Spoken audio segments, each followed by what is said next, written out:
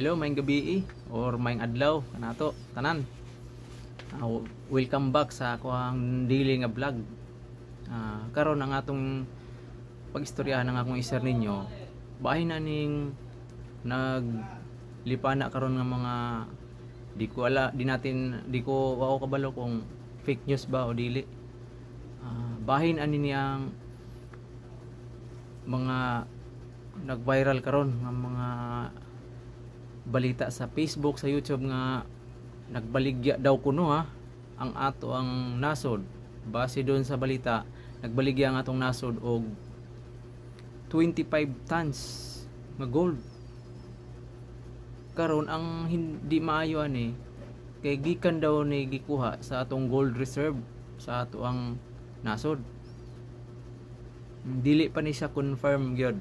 Wala pa siya i-confirm. Bisag asa nimo i-search sa Google, wala pa'y patunay nga tinuod. Pero ang naglipana karon nga among nakita sa mga post sa tibuok nasod, sa tanang nasod sa kalibutan, ang Pilipinas sa first 6 months mula sa nagsugod sa Enero hangtod June, nakabaligya na daw ang Pilipinas og 25 tons or 25 katonelada nga gold.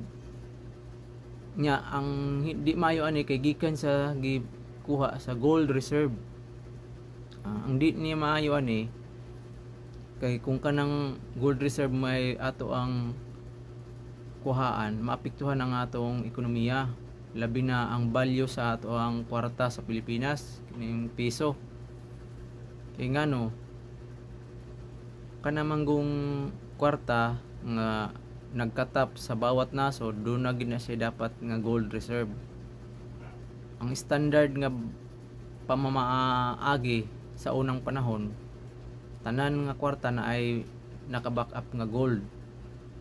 Kay kung mahitabo nga ang imong kwarta walay back up nga gold, tawgo na siya og fiat currency.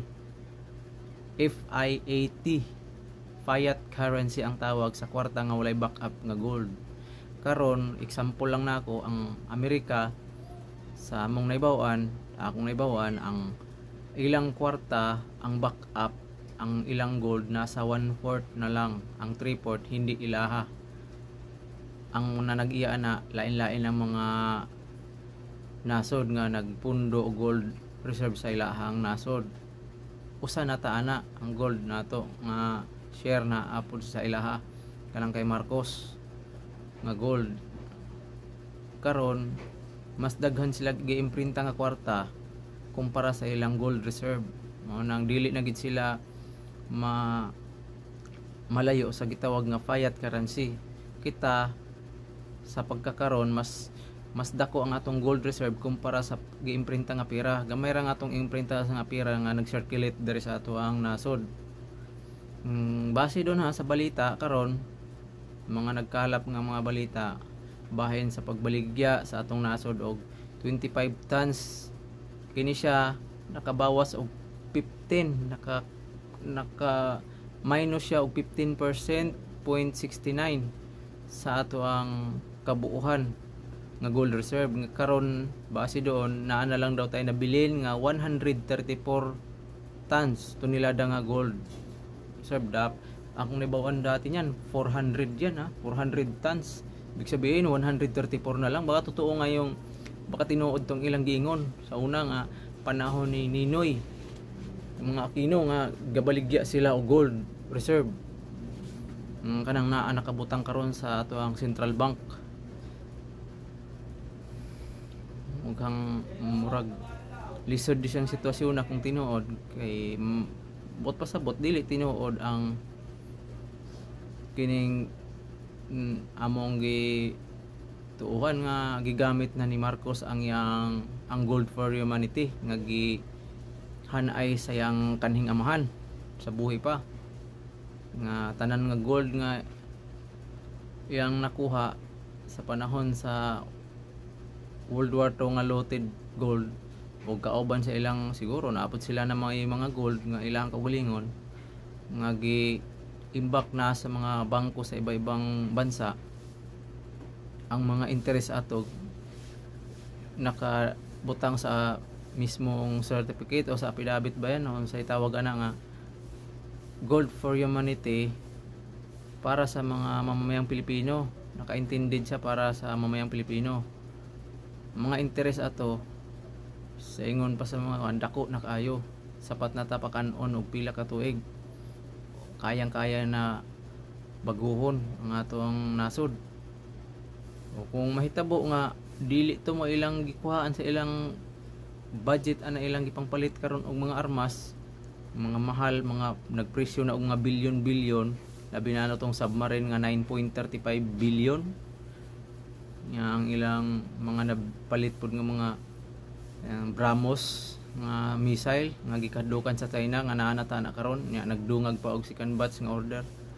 Mahal na siya, billion ang pinag-usapan ang isikutan diha, dili lang kay milyon. Karon kung katong mga kwartaha wala day gikan diha sa ilang interest nga gikan sa ibang bansa nga gikuha, nga Gold for Humanity daw intended para sa ato sa mga mamayang Pilipino. Kung dili to tinuod unya naa dira gikuha nila sa ato ang gold reserve, di gyud maayo kay ngano muubos gyud ang ato ang duna gipuruhan nga posibilidad nga muubos ang value sa atong piso. Kay ang ubang nasod naningkamot nga mapadako pa nila, mapauswag pa nila ang ilang gold reserve, nya kita nagbawas na hinuon. Dili kinsa maayong indikasyon, palubog ta og samot kung mao. Dili pa ni siya confirm basin wa ta kabalo kung pangdaot lang ni sa admin nga Marcos karong panahon na. Kay pag sinabi mo Marcos nakalink diha ang mga gold, mo gani mga issue sa una sa Yamashita. Karon mga gampo lang kita nga dili na tinuod kanang balita kay wala pa man siya konfirmasyon. Sana lang unta dili na tinuod. More update pa ta sa sunod ng mga atong obserbaran kung unsa gini siya katinuod. Mo lang ni ako i-share karong gabi una o karong adlaw kung sa mga adlaw na panood ni. Kung dunay mo mga opinion ay mag pagduha-duha or pag panagana, pag-comment, pag-like sa ako ang video. Yan, subscribe na lang pod kung nakauyon ka sa akong content. Salamat.